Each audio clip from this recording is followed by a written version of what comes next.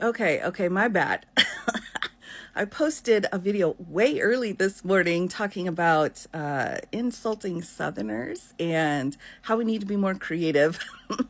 And I had said what had woken me up at that unreasonable hour had been my desire to figure out why Virginia and West Virginia are two different places. So this person is saying, I hung on to see if you explained why we have a West Virginia. And they're disappointed. All right. Sorry about that. I gave you a little teaser, but didn't follow up, did I? So here's the quick and dirty regarding West Virginia and Virginia. Let's take a look quick at a map.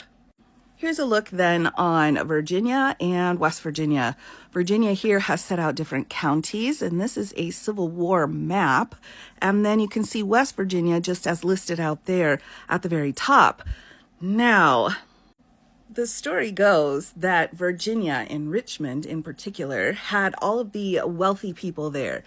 That's where all of the money was, and the West Virginia piece was more of the downtrodden mountain folk kinds of people that were just pushed to the side because the state of Virginia itself was like, we're rich, we're going to take care of ourselves.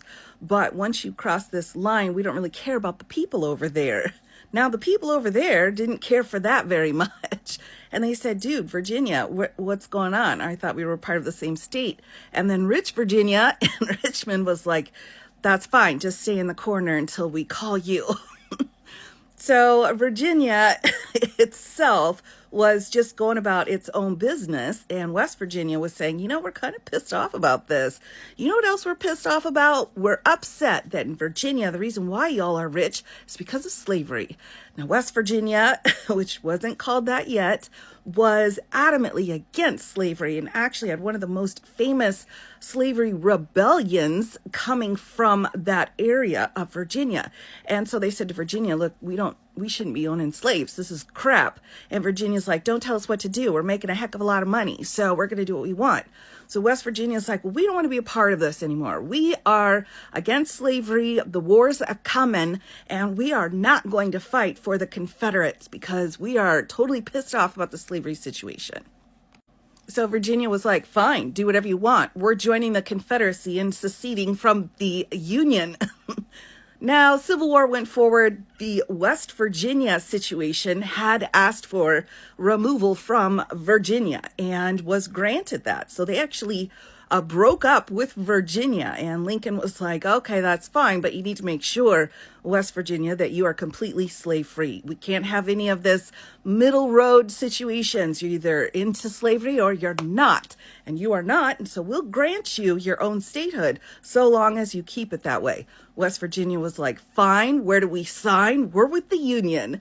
So now we've got Virginia with the Confederacy and West Virginia with the Union, and continue to fight and so on. Ultimately, we actually went all the way up to the U.S. Supreme Court, and the case was called Virginia versus West Virginia in front of the U.S. Supreme Court, because Virginia was like, we actually want West Virginia back because, they are really part of our state. We want whatever benefits we can squeeze out of them now that we've lost the war. And the Supreme Court was like, nope. You seceded from the Union in order to fight for the Confederacy. You have no rights here, Virginia. And thus, there you have it. We now have a West Virginia and a regular Virginia because regular Virginia, seen as this rich, wealthy place, was pro-slavery, and West Virginia didn't want to have anything to do with that. So that's what happened. And I think it's a great story. And if you ever get a chance to look up that Supreme Court decision, it's very interesting. Sorry I left you hanging on that last post. Whoops.